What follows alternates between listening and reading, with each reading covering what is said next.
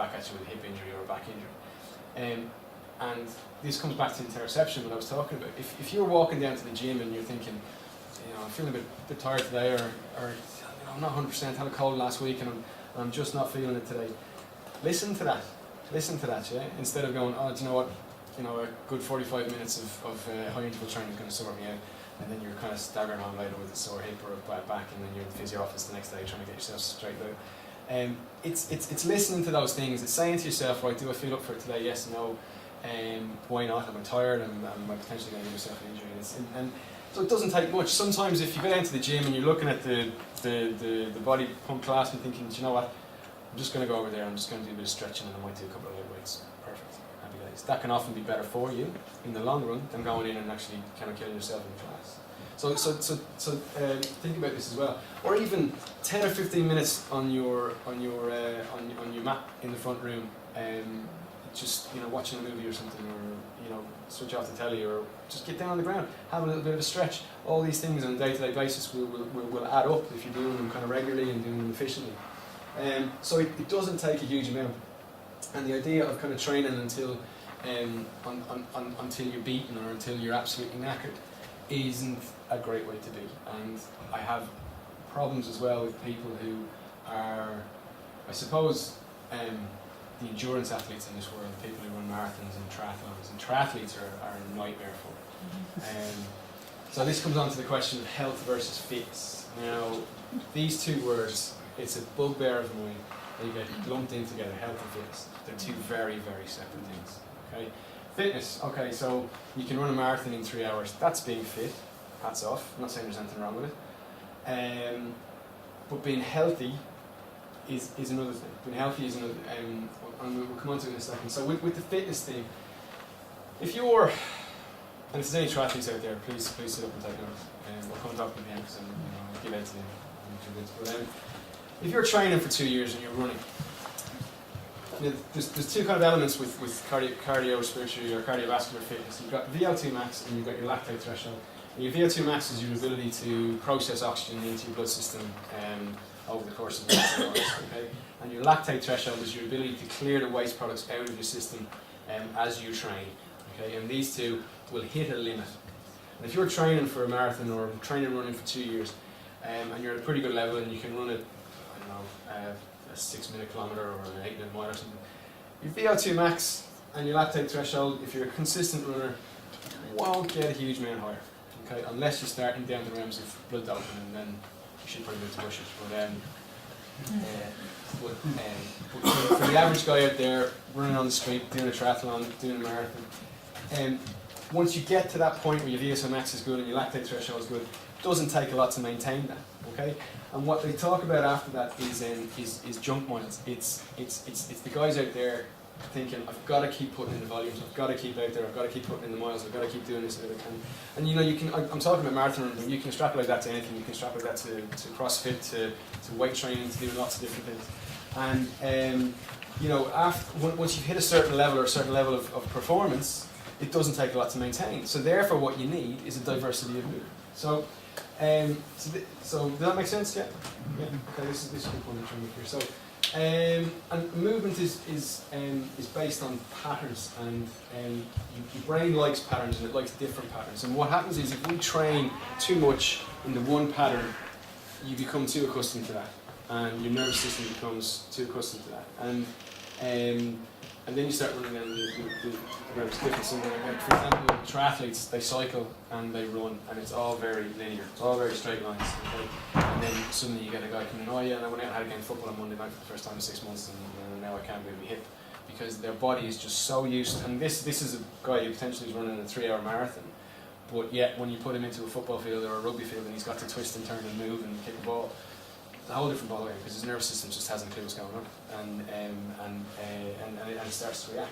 Okay, so as I said, we're based on movement patterns, and the more patterns that we can keep in the nervous system and in the brain and alive, the fitter and the healthier we become. So therefore, choosing different types of exercise in the week is a good idea. So coming back to my triathlon, sorry, I'm harping on about triathletes. I don't hate them; they just make my life a bit. you know, if you're a triathlete or whatever sport you do, if you take a step outside that once or twice a week and you go and do a yoga class, or you go and try some Tai Chi, or you go and do a bit of Pilates, or you do a weight training session, that can be 10 times more efficient and beneficial to you than going out and doing another 10 miles on the road. Yeah, because your lactate threshold and your VO2 max is going to change, but yet you're challenging different systems in the body, and you're keeping your nervous system on its toes, you're keeping it alive. So again, with isolation exercises against multi-joint exercises, not a big fan of isolation exercises. So, you know, things like dropping yourself into a leg press machine, not great. Whereas, you know, a freestanding squat, probably much better for you. And everyone's going to be at a different level. Okay, so, you know, just because you can't lift or squat well doesn't mean you won't do it in the future. If you devote a bit of time to it and you do 5 every day, then you've got the cumulative effect. Coming back to my point of getting down onto the ground in your mat in your front room and having a stretch and doing various other things. And again, with yeah, no problem. That's okay. No worries.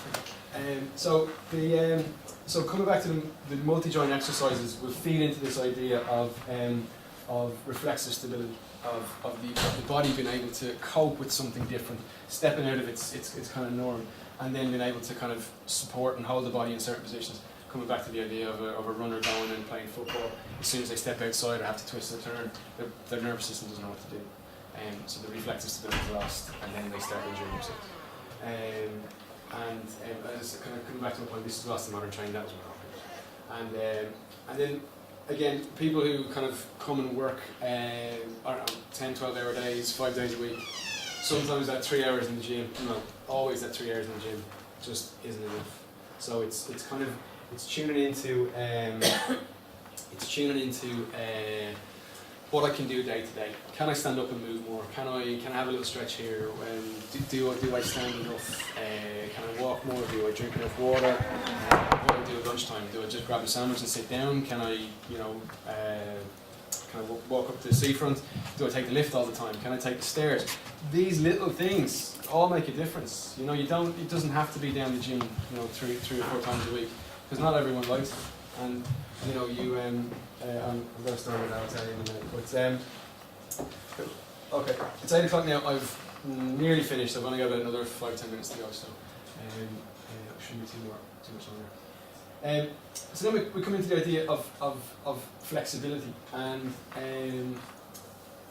so what is flexibility and how does it work? Again, a lot of people have this idea of kind of holding these big long static stretches, and suddenly your muscles get longer and everything's fine.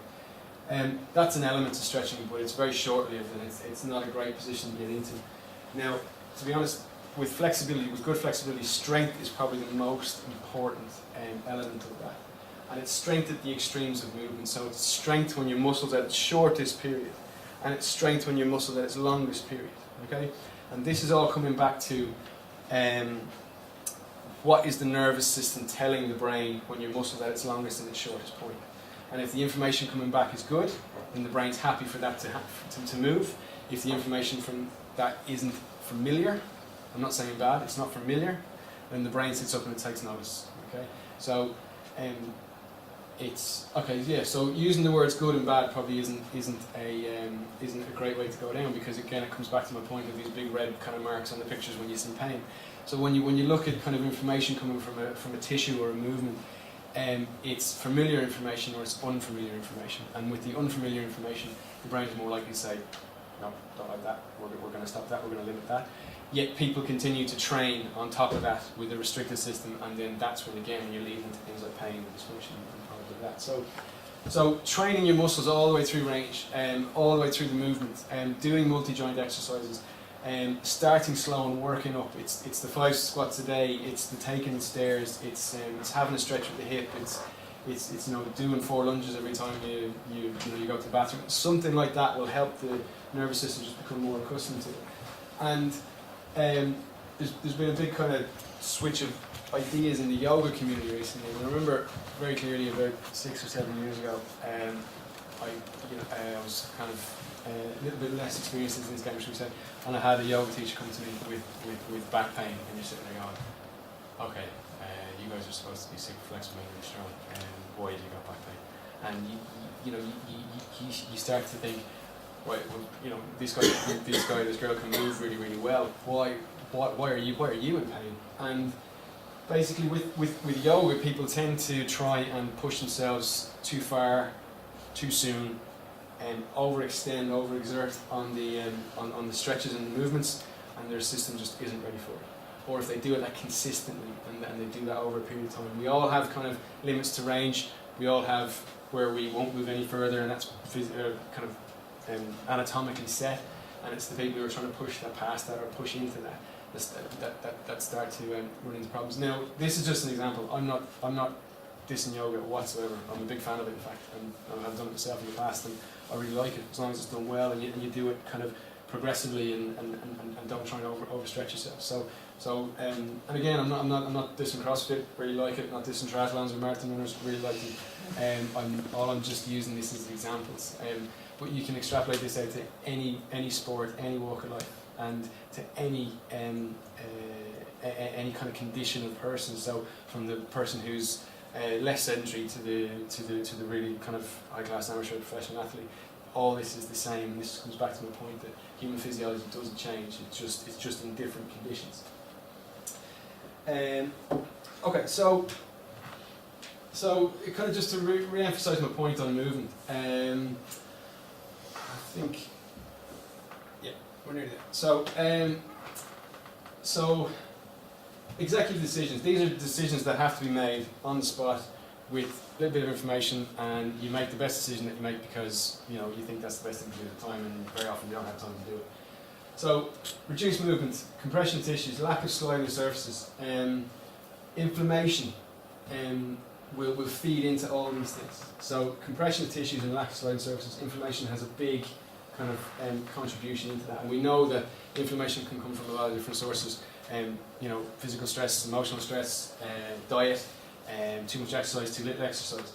And again, this is another point that it's a mechanical factor from a chemical source, because when we think back to how stress affects the system, we get the increase in the cortisol and adrenaline that infiltrates through the blood system, ultimately into the muscle tissue, into the nerve tissue, and in high doses can actually break down muscle tissue and sensitize the nervous system. And if you're dealing with a sensitized nervous system, then your brain's more likely again to say, oh, we don't like that, because it's just not comfortable with what it's trying to do. So again, we have a mechanical factor from a chemical source, so kind of the opposite to what I was talking about the other day. And again, just further proof that we are kind of an interlinked system and one will affect the other. Again, things that reduce movement, we've got joint restriction. Are your ligaments nice and loose? Are the fascial tissues moving? Neural tension, is the nerve trapped or jammed? Is it not moving well? Is there a tension on it coming from somewhere? Poor movement patterns that we develop over the years, from the time I think we're teenagers even at this stage of the game, through our 20s and 30s, and what does that do? That restricts movement to a point where, for example, again I'll take the bicep. So if all you have is this amount of movement in the bicep, and then the nerve tissue from that is feeding back to the brain, you're probably maybe getting 50% of the available information that the brain needs to make a decision to move. Now, this is a very simple example. You can put this out into running or squatting or whatever, or even just sitting or standing. Then suddenly what you're doing is you're limiting the amount of information that the brain needs to make a decision. So again, biceps an idea. If you start to loosen and lengthen and get more flexible and get stronger in these ranges, suddenly you're starting to incorporate the other nerve tissue, that the other 50% of it. Now, if you're trying to make a decision with only 50% of the available information, you're more likely to make a poor decision or a not so optimal decision. Whereas if you start to increase movement and do it gradually and get stronger and desensitize the nervous system, suddenly you've got 60, 70, 80, 90% of the information feeding back into the brain. And with more information and more kind of ideas on what's happening, the brain's more likely to make a good decision or a more optimal decision and keep us safe. Yeah, make sense? Mm-hmm. Yeah. Okay. Cool. So just coming back to the just touching on the nervous system. This idea of neuroplasticity. It's the nervous system. It's the ability for the nervous system to change. It's plastic. It can do it. It can adapt to anything. And as much as it's changed to adapt to our sedentary lifestyles, you can train it again to adapt to a more active lifestyle. But it can take time depending on you know, how active you are, what your diet's like, your previous histories, you know, various other things. But it's changeable, it's always changeable. So people come to me and go, is this fixable? Yeah, of course it is. Or, you know, do you think you can make this pound go? Yeah, I'm sure we can. But, you know, it's not just down to us, it's a kind of a teamwork thing between you and the patient, between the physio and the patient. But, you know, just be aware and be confident in the fact that the nervous system has the ability to change, it's infinite capacity to change, no matter how old you are. Now in kids, it's super efficient. You see kids picking up stuff like that. As we get a bit older, yeah, okay, we slow down a bit. And can't teach an old dog new tricks, true to a degree, it just takes a bit longer. So, so you just got to take it easy. And many factors affect it, and there are many ways to change it, and I've touched on a few of those soon.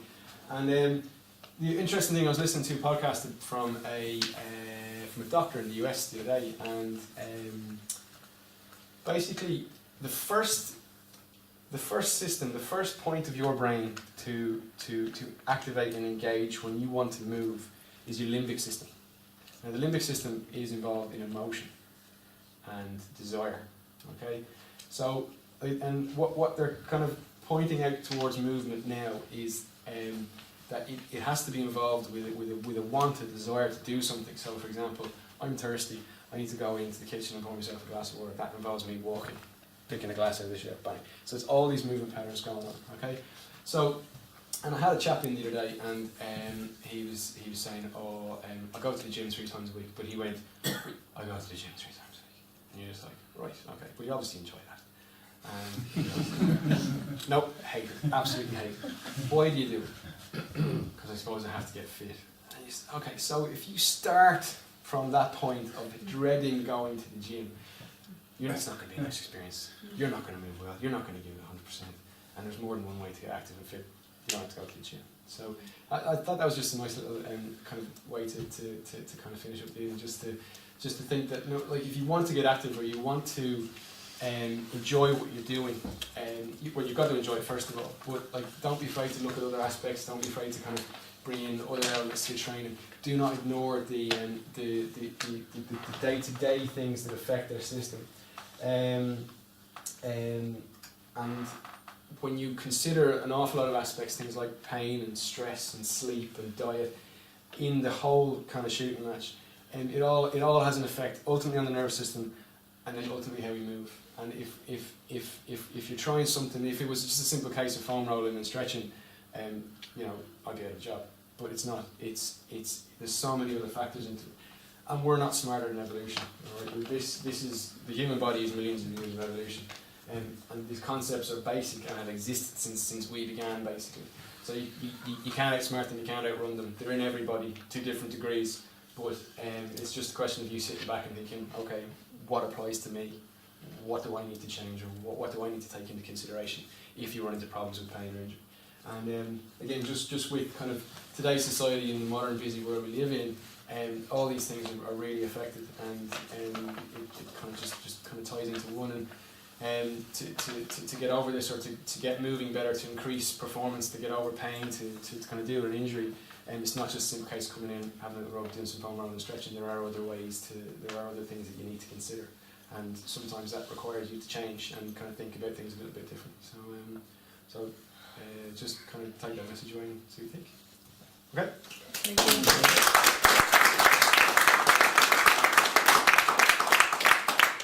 Any questions? No? That one means I've done a really good job. I'll take a really good job. I think that was really, really, really very good. Thanks very much. But I can't remember the beginning of it now. At the end, you know, there's a lot of information in there. Okay. Would we have the slides? Sure, yeah. I'll email to everyone on the list. Great. Make sure you've signed the form. So I've got a list of people who are here, and I've got all your emails because you would have emailed me individually. Anyone who hasn't emailed me, put your email address on the form, because then I can email it to you. I'll get it to you next week. One question on adaptation. When you talk about introducing changes, regular changes. Yep. They talk about periodization, like say 2 or 3 weeks, or out of 4 weeks, Yep. you introduce something new that the body adapts in the first 2 weeks, but then afterwards, in the third and fourth week, it becomes